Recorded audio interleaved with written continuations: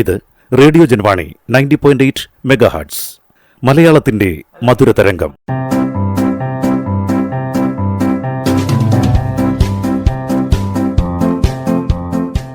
ഇപ്പോൾ വാരാന്ത്യ ലോക വൃത്താന്തം കേൾക്കാം. പ്രൊഫസർ ജെ ജേക്കബ് അവതരിപ്പിക്കുന്നു. വാരാന്ത്യ ലോക വൃത്താന്തം.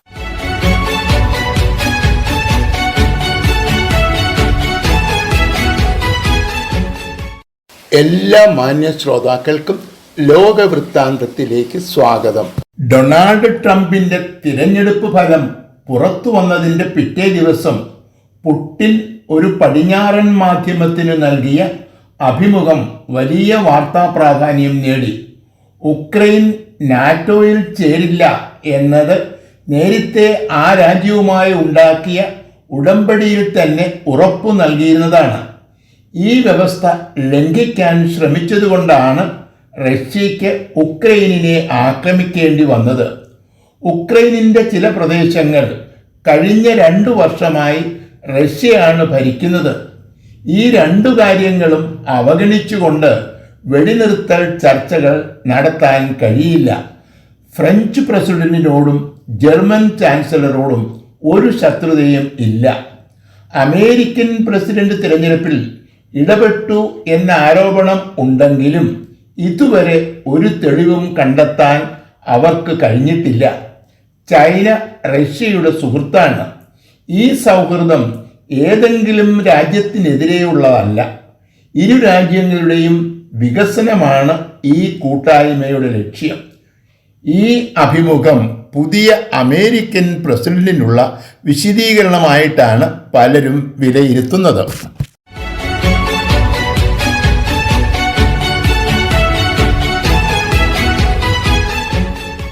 മുൻകൂട്ടിയുള്ള അനുമതി കൂടാതെ ഉപയോഗിക്കരുത് എന്ന വ്യവസ്ഥയോടെയാണ് മാരകശേഷിയുള്ള ചില മിസൈലുകൾ അമേരിക്ക ഉക്രൈന് നൽകിയിരുന്നത്. ഈ നിയന്ത്രണങ്ങൾ നീക്കണമെന്ന് പ്രസിഡന്റ് സെലൻസ്കി പല പ്രാവശ്യം അമേരിക്കയോട് ആവശ്യപ്പെട്ടിരുന്നു എങ്കിലും അനുകൂലമായ പ്രതികരണം ഉണ്ടായില്ല. ട്രംപ് പ്രസിഡന്റാകും എന്നുറപ്പായതിനെ തുടർന്നാണ് റഷ്യയുടെ ഉള്ളിലേക്ക് 300 കിലോമീറ്റർ കടന്നുകയറി ആക്രമിക്കാൻ കഴിയുന്ന മിസൈലുകൾ ഉപയോഗിക്കാൻ ഉക്രൈന് അനുമതി നൽകിയത്. വടക്കൻ കൊറിയൻ സൈനികർ റഷ്യയോടൊപ്പം യുദ്ധത്തിൽ പങ്കെടുക്കുന്നു എന്ന് പറഞ്ഞാണ് അമേരിക്ക ഈ നടപടിയെ ന്യായീകരിക്കുന്നത്. ഇത് ഒരു 3ാം ലോകമഹായുദ്ധത്തിന് വഴിയൊരുക്കും എന്നാണ് റഷ്യ പ്രതികരിച്ചത്. തിരഞ്ഞെടുപ്പിൽ ബൈഡന്റെ പാർട്ടിയെ ജനങ്ങൾ നിരാകരിച്ചു. ദിവസങ്ങൾക്കുള്ളിൽ ബൈഡൻ സ്ഥാനമൊഴിയണം. ഈ സാഹചര്യത്തിൽ ദൂരവ്യാപകങ്ങളായ പ്രത്യാഘാതങ്ങൾ സൃഷ്ടിക്കുന്ന ഒരു നടപടി സ്വീകരിച്ചത് ശരിയായില്ല എന്നാണ് പലരും വിലയിരുത്തുന്നത്.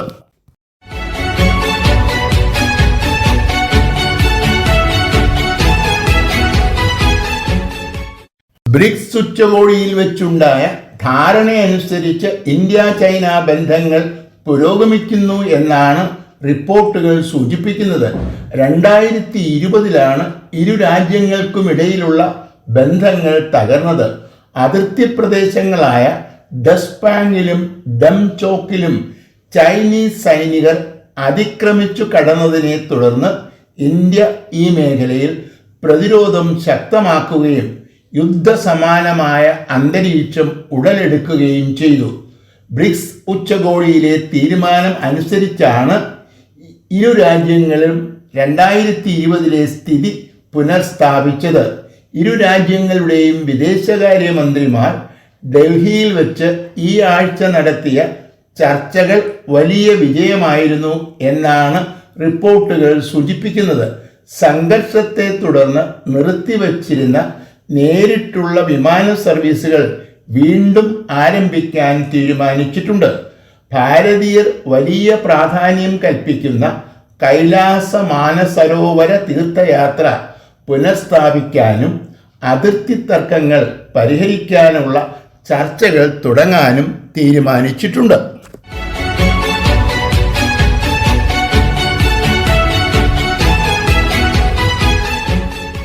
കഴിഞ്ഞ ഒക്ടോബറിലാണ് ഹമാസ് ഭീകരന്മാർ ഇസ്രായേലിനെ ആക്രമിച്ചത്. ഇതേ തുടർന്നാണ് ഇസ്രായേൽ യുദ്ധം പ്രഖ്യാപിച്ചത്. 43,000-ലധികം പാലസ്തീനികൾ ഇതിനകം കൊല്ലപ്പെട്ടിട്ടുണ്ട്. ഗാസ നഗരം പൂർണ്ണമായും തകർന്നു. ഈജിപ്ത്, ഖത്തർ, അമേരിക്ക തുടങ്ങിയ രാജ്യങ്ങളുടെ മധ്യസ്ഥതയിൽ നടന്ന ചർച്ചകൾ എവിടെയും എത്തിയില്ല. ഈ സാഹചര്യത്തിലാണ് വെടിനിർത്തൽ ആവശ്യപ്പെടുന്ന ഒരു പ്രമേയം ഐക്യരാഷ്ട്രസഭയിൽ ബുധനാഴ്ച അവതരിപ്പിച്ചത്.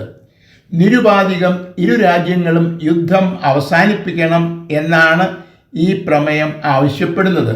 15 അംഗങ്ങളുള്ള സുരക്ഷാ സമിതിയിലെ 10 താത്കാലിക അംഗങ്ങൾ ചേർന്നാണ് ഈ പ്രമേയം അവതരിപ്പിച്ചത്. അമേരിക്ക വീറ്റോ പ്രയോഗിച്ചത് മൂലം പ്രമേയം പാസ്സായില്ല. ബന്ദികളുടെ മോചനത്തെക്കുറിച്ച് ഈ പ്രമേയത്തിൽ ഒരിടത്തും പരാമർശിച്ചിട്ടില്ല എന്ന കാരണം പറഞ്ഞാണ് അമേരിക്ക ഈ പ്രമേയം വീറ്റോ ചെയ്തത്. ഇതിനു മുമ്പ് നടത്തിയ എല്ലാ ചർച്ചകളും പരാജയപ്പെട്ടത് വെടിനിർത്തൽ പ്രഖ്യാപിക്കാതെ ബന്ദികളെ മോചിപ്പിക്കില്ല എന്ന നിലപാടിൽ ഹമാസ് ഉറച്ചു നിന്നതുകൊണ്ടാണ്. ഇപ്പോഴും 6 അമേരിക്കൻ പൗരന്മാർ ഹമാസിൻ്റെ കസ്റ്റഡിയിലാണ്.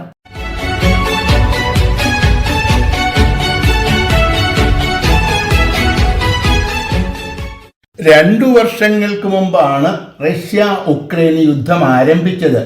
അമേരിക്കൻ പ്രസിഡന്റായി ഡൊണാൾഡ് ട്രംപ് അധികാരമേറ്റെടുക്കുമ്പോൾ ഈ യുദ്ധം അവസാനിപ്പിക്കുന്നതിനുള്ള ചർച്ചകൾ വീണ്ടും തുടങ്ങും എന്നാണ് എല്ലാവരും പ്രതീക്ഷിച്ചിരുന്നത്.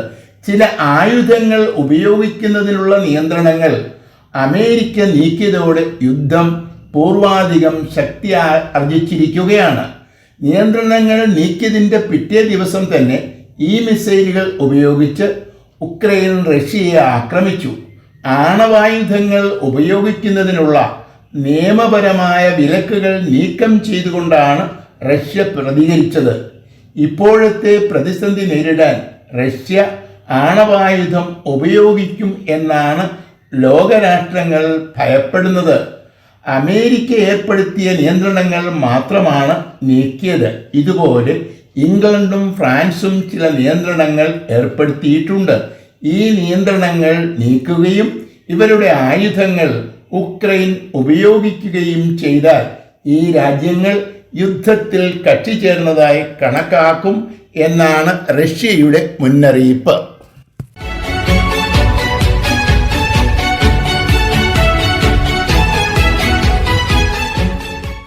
ആഫ്രിക്കൻ രാജ്യങ്ങൾക്ക് നൽകിയിട്ടുള്ള 2300 കോടി ഡോളറിൻ്റെ വായ്പകൾ എഴുതിത്തള്ളി എന്നാണ് റഷ്യൻ പ്രസിഡന്റ് പുടിൻ അവകാശപ്പെടുന്നത്.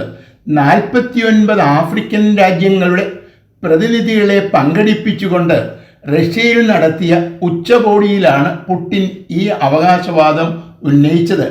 ആഫ്രിക്കൻ രാജ്യങ്ങളുടെ സാമ്പത്തിക ബാധ്യതയുടെ 90% പരിഹരിച്ചു എന്നാണ് ഇദ്ദേഹത്തിൻ്റെ അവകാശവാദം. ഇതോടൊപ്പം രൂക്ഷമായ ഭക്ഷ്യക്ഷാമം നേരിടുന്ന 6 ആഫ്രിക്കൻ രാജ്യങ്ങൾക്ക് സൗജന്യമായി ഭക്ഷ്യധാന്യങ്ങൾ നൽകാൻ തീരുമാനിച്ചതായും പുടിൻ വ്യക്തമാക്കി.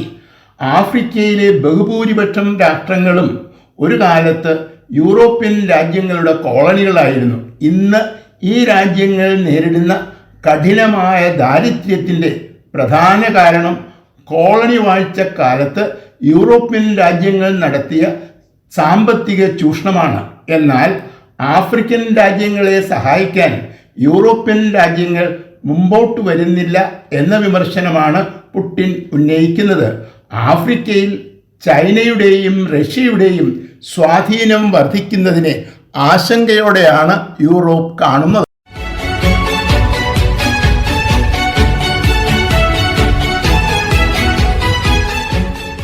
സെപ്റ്റംബറിലാണ് അനുരകുമാര ദസനായകെ ശ്രീലങ്കയുടെ പ്രസിഡന്റായി തിരഞ്ഞെടുക്കപ്പെട്ടത്.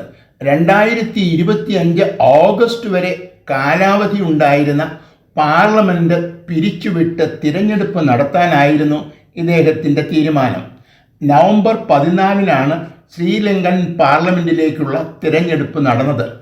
ആകെയുള്ള 225 സീറ്റുകളിൽ 159 സീറ്റുകൾ പ്രസിഡന്റിൻ്റെ നാഷണൽ പീപ്പിൾസ് പാർട്ടി നയിക്കുന്ന സഖ്യത്തിന് ലഭിച്ചു. 1997 ശേഷം ഒരു രാഷ്ട്രീയ പാർട്ടിക്കും ഇത്രയും വലിയ ഭൂരിപക്ഷം ലഭിച്ചിട്ടില്ല. ഇത് പ്രസിഡന്റ് അനുര കുമാരദാസ നായകയുടെ വിജയമാണ്. ആദ്യമായിട്ടാണ് ഇടതുപക്ഷ ചായ്വുള്ള ഒരു രാഷ്ട്രീയ പാർട്ടിക്ക് ശ്രീലങ്കയുടെ ഭരണം ലഭിക്കുന്നത്. പ്രസിഡന്റായി തിരഞ്ഞെടുക്കപ്പെടുമ്പോൾ ഇദ്ദേഹത്തിൻ്റെ പാർട്ടിക്ക് പാർലമെൻറ്റിൽ 3 സീറ്റുകൾ മാത്രമാണ് ഉണ്ടായിരുന്നത്. ഇതാണ് 159 വർദ്ധിച്ചത്.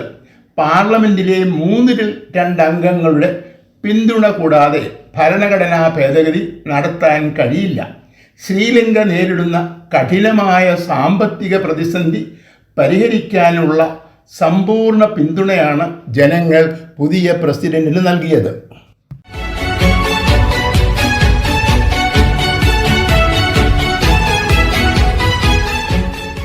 അന്താരാഷ്ട്ര നീതിന്യായ കോടതി ഇസ്രായേൽ പ്രധാനമന്ത്രിക്കും മുൻ പ്രതിരോധ മന്ത്രിക്കുമെതിരെ അറസ്റ്റ് വാറണ്ട് പുറപ്പെടുവിച്ചു.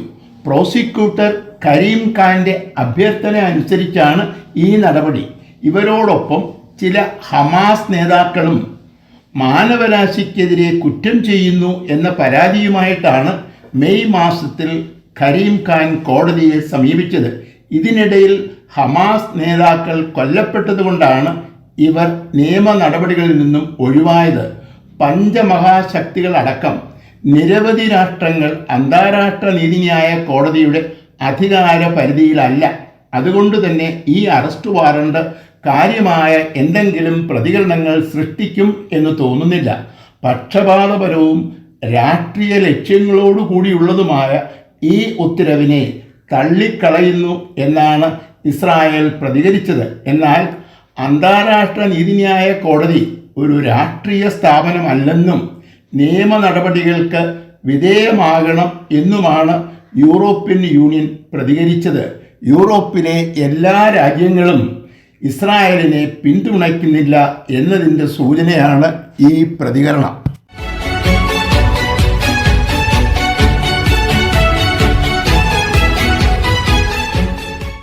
ബാൾട്ടിക് കടലിനടിയിൽ സ്ഥാപിച്ചിട്ടുള്ള ഇന്റർനെറ്റ് കേബിളുകൾ തകർക്കപ്പെട്ടതായി ബുധനാഴ്ച കണ്ടെത്തി. ഇതേ തുടർന്ന് സ്വീഡൻ, ഫിൻലാൻഡ്, ലിത്വേനിയ, ജർമ്മനി തുടങ്ങിയ രാജ്യങ്ങളിലെ ഇന്റർനെറ്റ് പ്രവർത്തനങ്ങൾ തകരാറിലായി. ഇത് അട്ടിമറിയാണെന്നും റഷ്യയാണ് ഇതിനു പിന്നിൽ പ്രവർത്തിച്ചത് എന്നുമാണ് ജർമ്മനിയുടെ ആരോപണം. ഈ സംഭവം ഉണ്ടാകുന്നതിന് തൊട്ടു മുമ്പ് ബാൾട്ടിക് കടലിൽ റഷ്യൻ കപ്പലുകളെ കണ്ടു എന്നാണ് ജർമ്മനിയുടെ വിശദീകരണം. അട്ടിമറിവാദം തള്ളി അപകടം മൂലമാകാം ഇങ്ങനെ സംഭവിച്ചത് എന്നാണ് അമേരിക്കയുടെ വിശദീകരണം. ഇതിനു മുമ്പും കപ്പലുകളുടെ നങ്കൂരം തട്ടി ഇന്റർനെറ്റ് കേബിളുകൾ തകർന്നിട്ടുണ്ട് എന്നാണ് അമേരിക്കയുടെ വിശദീകരണം. യാതൊരു അടിസ്ഥാനവുമില്ലാത്ത ആരോപണം എന്നാണ് റഷ്യ പ്രതികരിച്ചത്. മിസൈലുകൾ ഉപയോഗിക്കുന്നതിന് ഏർപ്പെടുത്തിയിരുന്ന നിയന്ത്രണങ്ങൾ അമേരിക്ക മാത്രമല്ല ബ്രിട്ടനും ഫ്രാൻസും പിൻവലിച്ചതോടെ റഷ്യ ഉക്രൈൻ യുദ്ധം പൂർവാധികം ശക്തമായി തുടരുകയാണ്. തന്മൂലം അട്ടിമറി ആരോപണം വലിയ പ്രത്യാഘാതങ്ങൾക്ക് വഴിയൊരുക്കും എന്നാണ് പലരും വിലയിരുത്തുന്നത്.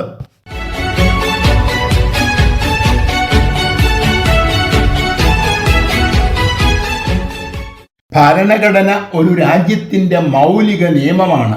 ഭരണഘടനയോട് നിർവ്യാജമായ കൂറും വിധേയത്വവും പുലർത്തുമെന്ന് സത്യപ്രതിജ്ഞ ചെയ്താണ് ലോകത്തെങ്ങുമുള്ള ഭരണാധികാരികൾ അധികാരം ഏറ്റെടുക്കുന്നത്. ഈ സാഹചര്യത്തിലാണ് കേരളത്തിലെ ഒരു മന്ത്രി ഭരണഘടനയെ അധിക്ഷേപിച്ചു എന്ന കേസിനെ നമ്മൾ കാണേണ്ടത്. ലോകം മുഴുവൻ കേട്ട മന്ത്രിയുടെ ഒരു പ്രസംഗമാണ് കേസിനാസ്പദമായ സംഭവം. മന്ത്രി ഇതുവരെ ഈ പ്രസംഗം നിഷേധിച്ചിട്ടില്ല. ഇതിൻ്റെ പേരിൽ രാജിവെക്കേണ്ടതുണ്ടോ എന്ന് തീരുമാനിക്കേണ്ടത് ധാർമ്മിക ബോധവുമായി ബന്ധപ്പെട്ട കാര്യമാണ്. മന്ത്രി ഭരണഘടനയെ അധിക്ഷേപിച്ചിട്ടുണ്ടോ എന്ന് തീരുമാനിക്കേണ്ടത് വിചാരണ കോടതിയാണ്. അധികാരത്തിൽ തുടരുന്ന ഒരു മന്ത്രിക്കെതിരെ നീതിപൂർവകമായ അന്വേഷണം നടത്താൻ കഴിയില്ല എന്ന് ഈ കേസിലൂടെ ഒരിക്കൽ കൂടി തെളിയിക്കപ്പെട്ടു. ഭരണഘടനയുടെ ഏതെങ്കിലും പോരായ്മകൾ എടുത്തുകാട്ടി ആരോഗ്യകരമായ വിമർശനം ഉന്നയിക്കാനുള്ള അവകാശം നിഷേധിക്കാൻ കഴിയില്ല. ഭരണഘടനയോട് കൂറും ബഹുമാനവും പുലർത്തുന്ന ഒരു ഭരണാധികാരിക്ക് ഇങ്ങനെ സംസാരിക്കാമോ എന്നതാണ് വളരെ പ്രസക്തമായ ചോദ്യം. വാരാന്ത്യ ലോക വൃത്താന്തം.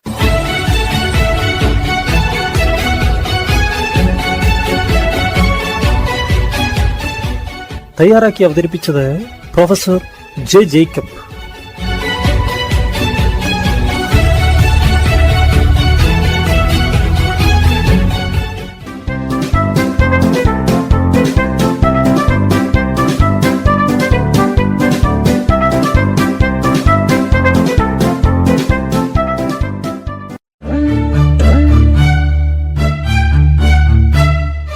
നിങ്ങൾ കേട്ടുകൊണ്ടിരിക്കുന്നത് ജൻവാണി 90.8 കമ്മ്യൂണിറ്റി FM. അറിയേണ്ടതും കേൾക്കേണ്ടതും മാത്രം.